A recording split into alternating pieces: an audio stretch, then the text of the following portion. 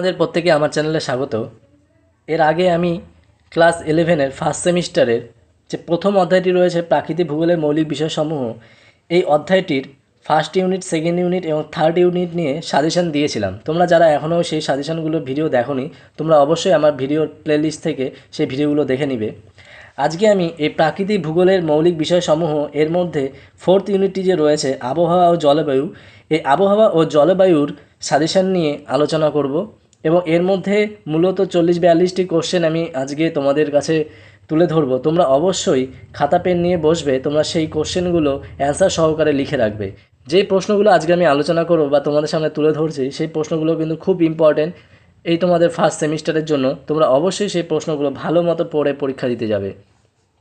একাদশ শ্রেণীর সব ছাত্রছাত্রীকে আমি বলছি, তোমাদের পরীক্ষা কিন্তু খুব সামনেই চলে এসেছে 2024 সেপ্টেম্বর মাসে। তোমরা অবশ্যই এই ভিডিওগুলো খুব ভালো মতো দেখো। চলো শুরু করি।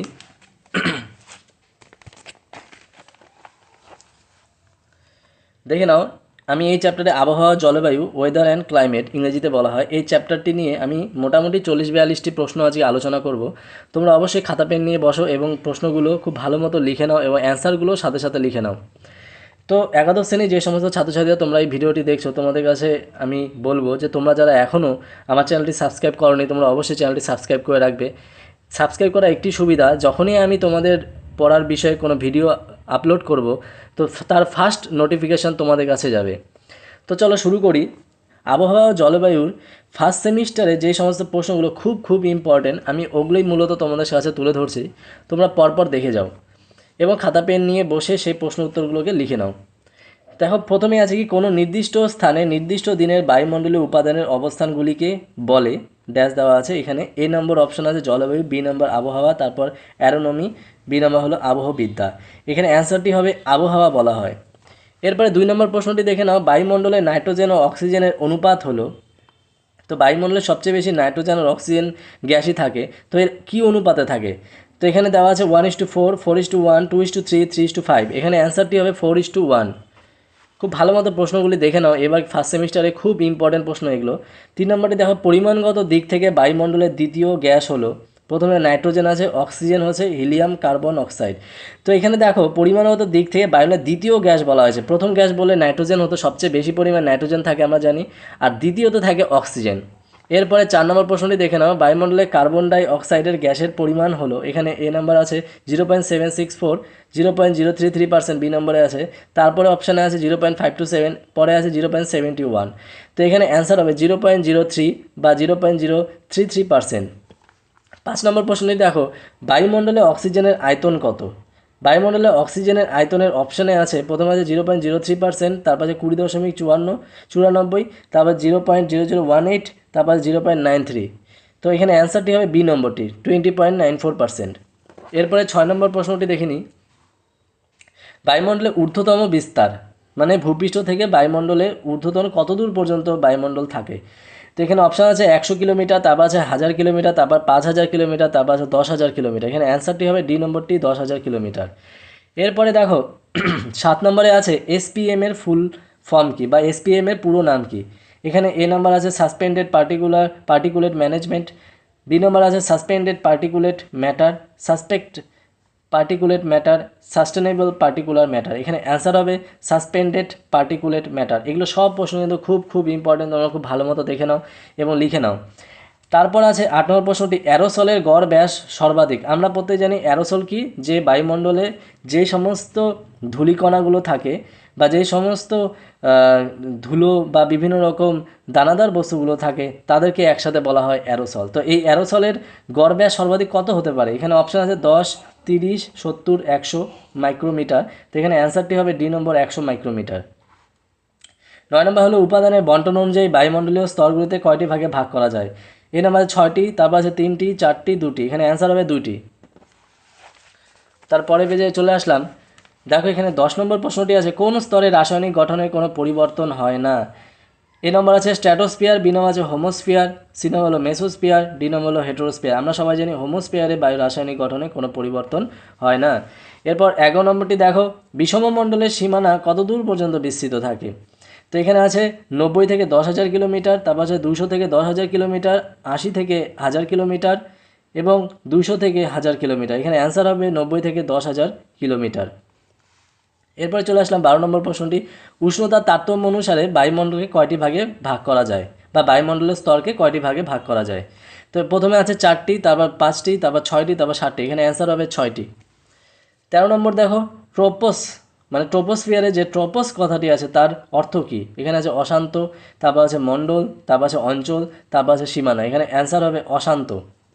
14 নম্বরটি দেখো, ট্রোপোস্ফিয়ারে বিস্তার ভূপৃষ্ঠ থেকে কত কিলোমিটার পর্যন্ত থাকে? প্রথমে অপশান আছে 5 কিলোমিটার, তারপর আছে 18 কিলোমিটার, তারপর আছে 92 কিলোমিটার, তারপর আছে 82 কিলোমিটার। তো এখানে অ্যান্সার হবে 18 কিলোমিটার। 15 নম্বরটি দেখো, মেরু অঞ্চলের ট্রোপোস্ফিয়ারের বিস্তার 7 থেকে 8 কিলোমিটার, 16 থেকে 18 কিলোমিটার, 20 থেকে 22 কিলোমিটার, ডি নম্বর আছে 12 থেকে 14 কিলোমিটার। এখানে অ্যান্সারটি হবে 7 থেকে 8 কিলোমিটার। খুব ভালো মতো প্রশ্নগুলি দেখে নাও, এগুলো কিন্তু খুব খুব ইম্পর্টেন্ট। 2024-এর ফার্স্ট সেমিস্টারে খুব ইম্পর্টেন্ট প্রশ্ন এগুলো। তারপর দেখো, 1000 মিটার উচ্চতা বৃদ্ধির সঙ্গে সঙ্গে ট্রোপোস্ফিয়ারের উষ্ণতা যে হারে হ্রাস পায় তা হলো, প্রথমে অপশন 6.4 ডিগ্রি সেলসিয়াস হারে, তারপর 10.4 ডিগ্রি সেলসিয়াস হারে, তারপর 12.3 ডিগ্রি সেলসিয়াস হারে, তারপর 4.6 ডিগ্রি সেলসিয়াস হারে, মানে ভূপৃষ্ঠ থেকে 1000 কিলোমিটার উচ্চতায়। এই এই প্রশ্নটি ভালো মতো একটু বুঝে নাও। এই যে ভূপৃষ্ঠ, মনে করো এটি ভূপৃষ্ঠ থেকে 1000 কিলোমিটার উচ্চতায় মধ্যে বায়ুর যে উষ্ণতা হ্রাস পায় সেটি কী হারে পায়? তো প্রথমে আমরা কিন্তু সবাই জানি 6.4 ডিগ্রি সেলসিয়াস হারে উষ্ণতা হ্রাস পায়, এটাকে বলা হয় নর্মাল ল্যাপস রেট। এরপর 17 নম্বর আছে, বায়ুমণ্ডলে যে স্তরে প্রতিদিন আবহাওয়ার পরিবর্তন হয় তাকে বলা হয় ট্রোপোস্ফিয়ার আছে, ম্যাগনেটোস্ফিয়ার, স্ট্র্যাটোস্ফিয়ার, আয়োনোস্ফিয়ার। এখানে অ্যান্সার হবে ট্রোপোস্ফিয়ার। 18 নম্বর প্রশ্নটি দেখো, জিওস্ট্রফিক বায়ু প্রবাহিত হয় কোন স্তরে? Troposphere, stratosphere, mesosphere, thermosphere. এখানে অ্যান্সার হবে ট্রোপোস্ফিয়ারে। নেক্সট প্রশ্ন চলে আসি, 19 নম্বর প্রশ্নটি এবার দেখো, উষ্ণতার বৈপরীত্য কোন স্তরে সৃষ্টি হয়? প্রথমে আছে মেসোস্ফিয়ার, তারপর আছে স্ট্র্যাটোস্ফিয়ার, এক্সোস্ফিয়ার এবং ট্রোপোস্ফিয়ার। বৈপরীত্য সৃষ্টি হয় ট্রোপোস্ফিয়ারে। এরপর জেট বায়ু কোন স্তরের মধ্য দিয়ে প্রবাহিত হয়? খুব ইম্পর্টেন্ট প্রশ্ন এটি। ঊর্ধ্ব ট্রোপোস্ফিয়ারে, নিম্ন ট্রোপোস্ফিয়ারে, ট্রোপোপজ এবং স্ট্র্যাটোপজে। এখানে অ্যান্সার হবে ট্রোপোপজে। তারপর আছে কোন স্তরকে শান্ত মণ্ডল বলা হয়? প্রথমে আছে ট্রোপোস্ফিয়ার, তারপর আছে মেসোস্ফিয়ার, তারপর আছে স্ট্র্যাটোস্ফিয়ার এবং থার্মোস্ফিয়ার। এখানে অ্যান্সার হবে স্ট্র্যাটোস্ফিয়ার। বায়ুমণ্ডলের কত কিলোমিটার উচ্চতায় ওজোন স্তর দেখা যায়? খুব ইম্পর্টেন্ট প্রশ্ন এটি। প্রথমে আছে অপশান 18 থেকে 50 কিলোমিটার মধ্যে, তারপর আছে 20 থেকে 35, তারপর আছে 15 থেকে 30 কিলোমিটার মধ্যে, ডি নম্বর অপশান আছে 10 থেকে 40। এখানে অ্যান্সার হবে বি নম্বরটি, 20 থেকে 35 কিলোমিটার। নেক্সট, বায়ুমণ্ডলে যে স্তরে উচ্চতা বৃদ্ধির সঙ্গে সঙ্গে উষ্ণতা অতি দ্রুত বৃদ্ধি পায় তা হলো, এখানে অপশান আছে ট্রোপোস্ফিয়ার, স্ট্র্যাটোস্ফিয়ার, মেসোস্ফিয়ার, থার্মোস্ফিয়ার। এখানে অ্যান্সার হবে বি নম্বরটি, স্ট্র্যাটোস্ফিয়ার। এরপর 24 নম্বর প্রশ্নটি দেখে নাও খুব ভালো মতো, উল্কাপিণ্ড পুড়ে ছাই হয় নিম্নলিখিত যে স্তরে তা হলো আয়নোস্ফিয়ার, স্ট্র্যাটোস্ফিয়ার, মেসোস্ফিয়ার, এক্সোস্ফিয়ার। খুব ইম্পর্টেন্ট প্রশ্ন এটি, ভালো মতো দেখো। এখানে অ্যান্সার হবে মেসোস্ফিয়ার। এরপর আসি কি, বেতার তরঙ্গ কোন স্তর থেকে প্রতিফলিত হয়? এর অ্যান্সার আছে আয়নোস্ফিয়ার, এক্সোস্ফিয়ার, ট্রোপোস্ফিয়ার, ম্যাগনেটোস্ফিয়ার। এখানে অ্যান্সার হবে আয়নোস্ফিয়ার, এটা খুব ইম্পর্টেন্ট। এরপর নেক্সট 26 নম্বরে দেওয়া, বায়ুমণ্ডলের যে স্তরে সুমেরু ও কুমেরু প্রভা তৈরি হয়? এখানে আছে মেসোস্ফিয়ার, আয়নোস্ফিয়ার, ট্রোপোস্ফিয়ার এবং স্ট্র্যাটোস্ফিয়ার। এখানে অ্যান্সার হবে আয়নোস্ফিয়ার। নেক্সট 27 নম্বর প্রশ্নটি আমরা দেখে নিই, প্রোটন ও ইলেকট্রনের চৌম্বক ক্ষেত্র বায়ুমণ্ডলের যে স্তরে বিদ্যমান তা হলো, এখানে অ্যান্সার আছে মেসোস্ফিয়ার, অপশন আছে মেসোস্ফিয়ার, এক্সোস্ফিয়ার, আয়নোস্ফিয়ার এবং ম্যাগনেটোস্ফিয়ার। এখানে অ্যান্সার হবে ম্যাগনেটোস্ফিয়ার। নেক্সট হলো ওজোন সংকেত উদ্ভাবন করেন কোন বিজ্ঞানী? Dobson, Schonbein, Newton, Soret. এখানে অ্যান্সার হবে সোরেট। বায়ুমণ্ডলে ওজোন গ্যাস থাকে কোন স্তরে? স্ট্র্যাটোস্ফিয়ারে, মেসোস্ফিয়ারে, আয়নোস্ফিয়ারে, কোনোটিতে নয়। এখানে অ্যান্সার হবে স্ট্র্যাটোস্ফিয়ারে বায়ুমণ্ডলে ওজোন গ্যাস লক্ষ্য করতে পারা যায়। খুব ইম্পর্টেন্ট প্রশ্ন এটি। এরপর দেখো, ওজোন গ্যাসের অস্তিত্বের কথা প্রমাণ করেন কে? এখানে আছে স্কনবি, H Busan, C Fabri, V জার্কনেস। এখানে অ্যান্সার হবে স্কনবি, এই নম্বরটি। 31 নম্বরে দেখো, প্রাকৃতিক সৌরপর্দা কাকে বলা হয়? এখানে আছে ওজোন স্ফিয়ারকে, স্ট্র্যাটোস্ফিয়ারকে, সি নম্বর হলো মেসোস্ফিয়ারকে, ডি নম্বর হলো ট্রোপোস্ফিয়ারকে। অ্যান্সার হবে ওজোনোস্ফিয়ারকে। তারপরে 32 নম্বরটি দেখো, বাতাসে ওজোন গ্যাসের ঘনত্ব প্রথম পরিমাপ করেন কে? কোন বিজ্ঞানী? জেকব বার্কনেস, ডবসন, ফারম্যান, ডি নম্বর আছে বিজ্ঞানী স্কনবি। এখানে অ্যান্সার হবে বি নম্বরটি, ডবসন। এরপরে 33 নম্বর প্রশ্নটি দেখে নাও, ওজোন স্তরের ক্ষয়মাত্রা সর্বাধিক কোথায় হয়? কোন সময় হয়?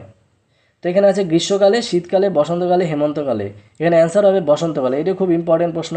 এরপর 34 নম্বরটি দাও, ওজোন স্তর ধ্বংসের জন্য যে গ্যাস প্রধানত দায়ী তা হলো carbon dioxide, chlorofluorocarbon, sulphur dioxide, methane. এখানে অ্যান্সার হবে ক্লোরোফ্লোরোকার্বন, এটা খুব ইম্পর্টেন্ট প্রশ্ন। ওজোন হোল প্রথম আবিষ্কার করেন কে? 35 নম্বর প্রশ্নটি দেখে নাও, ওজোন হোল প্রথম আবিষ্কার করেন ডবসন, ফারম্যান, স্কনবি, ফেরেল। এখানে অ্যান্সার হবে ফারম্যান। এরপর 36 নম্বর প্রশ্নটি দেখো, ভারতে মিথেন গ্যাসের একটি প্রধান উৎস হলো ধান চাষের জমি, ফলের বাগান, ফুলের বাগান, চা বাগান। এখানে অ্যান্সার হবে ধান চাষের জমি। তো 37 নম্বর প্রশ্নটিতে সমগ্র বিশ্বে ওজোন দিবস পালিত হয় কবে? 5ই জুন, 16ই সেপ্টেম্বর, 23শে আগস্ট, 24শে জুলাই। অ্যান্সার হবে 16ই সেপ্টেম্বর। খুব ভালো মতো প্রশ্নগুলি দেখো। একাদশ শ্রেণীর যে সমস্ত ছাত্রছাত্রী তোমরা ভিডিওটি দেখছো, তোমাদের ফার্স্ট সেমিস্টারে এখান থেকে কিন্তু প্রশ্ন আসার চান্স খুব। তো আমি ওই খুব ইম্পর্টেন্ট প্রশ্নগুলোকে নিয়ে সাজেশন বানিয়েছি, তোমরা দেখে নাও, তোমাদের কাজে লাগবে। 38 নম্বর প্রশ্নতে একটি ওজোন অণুতে অক্সিজেনের পরমাণু উপস্থিত থাকে 2টি, 5টি, 3টি, 4টি। এখানে অ্যান্সার হবে 3টি। 39 নম্বরটি দেখো, বায়ুমণ্ডলে কার্বন ডাই অক্সাইডের উৎস হলো জল, উদ্ভিদ, জীবাশ্ম জ্বালানি, সূর্যালোক। এখানে অ্যান্সার হবে জীবাশ্ম জ্বালানি। 40 নম্বরটি দেখো, বসুন্ধরা সম্মেলন সংগঠিত হয় কত সালে? 1990, 1992 সালে, 1994 সালে, 1996 সালে। এখানে অ্যান্সার হবে 1992 সালে।